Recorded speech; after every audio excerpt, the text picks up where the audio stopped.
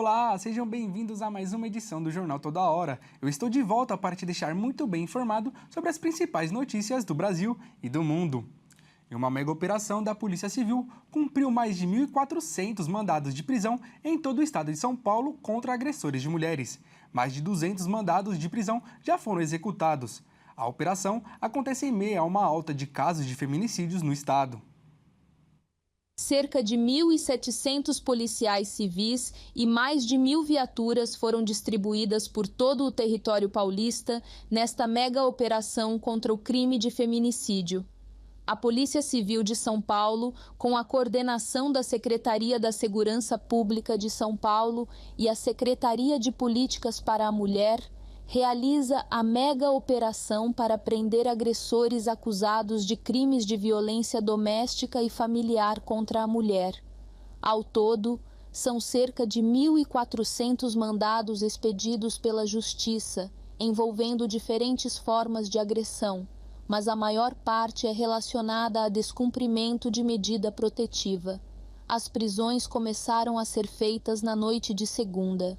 A operação acontece em meio a uma alta de casos de feminicídios em todo o estado.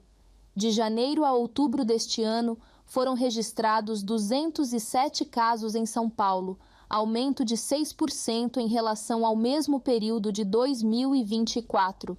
E somente a cidade de São Paulo registrou entre janeiro e outubro 53 ocorrências do tipo, o maior número para um ano desde que a série histórica foi iniciada, em abril de 2015. Um dos episódios recentes que chocaram e geraram forte repercussão foi o da mulher atropelada e arrastada por mais de 1 quilômetro na Marginal Tietê pelo ex.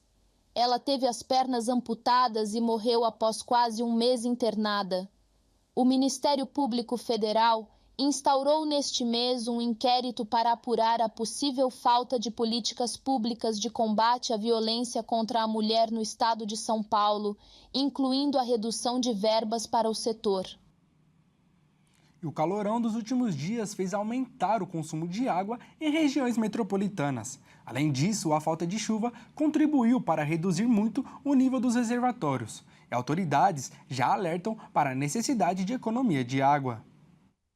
O perigo é real. Milhões de brasileiros podem ficar sem água se o tempo continuar muito quente e chover pouco. Os reservatórios que atendem as regiões metropolitanas estão em níveis críticos e as autoridades dizem que é preciso adotar medidas urgentes de economia. O calor aperta, o consumo de água aumenta e os reservatórios baixam perigosamente. É uma combinação que se repete com cada vez mais força e frequência. Todos os reservatórios que abastecem a região metropolitana de São Paulo estão, na sua totalidade, com um nível mais baixo do que estavam no ano pré-crise hídrica. O sistema Cantareira fornece água para quase metade da população da região metropolitana de São Paulo.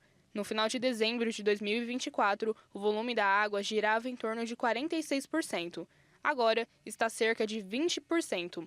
Na represa, dá para ver como a água baixou. A terra esturricada em volta mostra a gravidade do problema. Segundo a Secretaria do Meio Ambiente, há 8 dias, os reservatórios do Sistema Integrado Metropolitano continuam baixando. A redução noturna da pressão da água é parte de uma série de providências que podem chegar até o rodízio.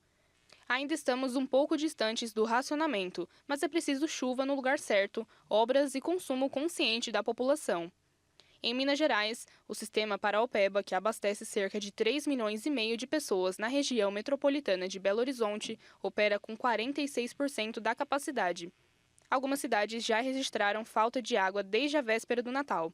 Para garantir uma segurança hídrica cada vez maior, além das obras estruturantes e o plano de redução, é importante que cada um tenha o consumo racional e consciente. Pequenas ações como fechar a torneira ao escovar os dentes, tomar banhos mais curtos e não lavar a calçada com mangueira podem fazer muita diferença. Um show de drones está sendo preparado para acontecer em Copacabana, no Rio de Janeiro, na virada do ano. Durante o espetáculo, rostos humanos serão desenhados no céu com mensagem para as pessoas. O Anderson Nascimento vai contar os detalhes. A virada do ano em Copacabana promete ir além do tradicional espetáculo de fogos de artifício. Para celebrar a chegada de 2026, a orla da Zona Sul do Rio de Janeiro também será palco de uma apresentação inédita com drones.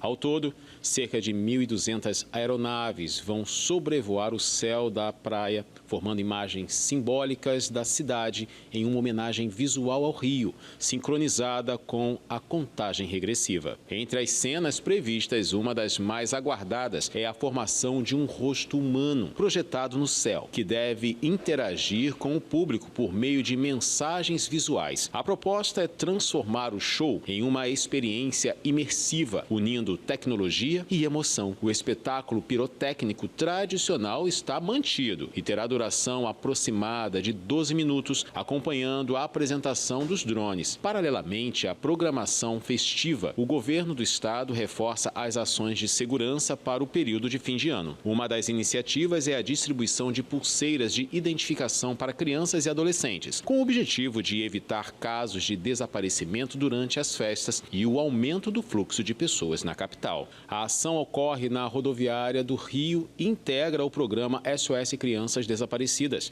em parceria com a Fundação para a Infância e Adolescência. Segundo o governador Cláudio Castro, o local foi escolhido de forma estratégica por concentrar viajantes de diversas regiões do estado e do país, especialmente nesta época do ano, quando o movimento é intensificado. E os torcedores do Lyon se reuniram em frente ao centro de treinamento do clube na esperança de ver de perto a mais recente contratação, o jovem brasileiro Endrick, que chegou por empréstimo do gigante espanhol Real Madrid.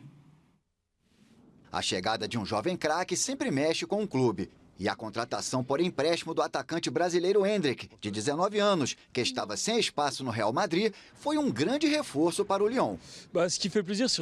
O que é realmente ótimo é que estamos de volta aos holofotes, porque atrair um jogador desse calibre para o Lyon é incrível. Não esperávamos por isso. Quando ouvi os primeiros rumores, pensei que fosse impossível. Disse a mim mesmo que não podia ser verdade e que só acreditaria quando visse. Mas agora eu vi, então acredito. A transferência para o futebol francês há pouco mais de 6 meses do início da Copa do Mundo faz sentido. Endrick está buscando uma vaga na seleção brasileira comandada por Carlo Ancelotti e estava sendo pouco aproveitado pelo técnico Xabi Alonso no Real Madrid. Sinceramente, ele é um jogador de qualidade. Ele precisa se desenvolver um pouco mais para jogar em uma Copa do Mundo. Acho que o Lyon é um bom clube para isso. Ele terá tempo de jogo e vai disputar uma competição europeia como a Liga Europa. O empréstimo é de apenas 6 meses, sem opção de compra, e custou ao Lyon aproximadamente 1 milhão de euros, cerca de 6 milhões e meio de reais. Os torcedores ainda não conseguiram se encontrar com Endrick, mas o capitão Tolisso recompensou o esforço deles. Eu fico por aqui, mas eu retorno às 12h50 com mais notícias. Até lá!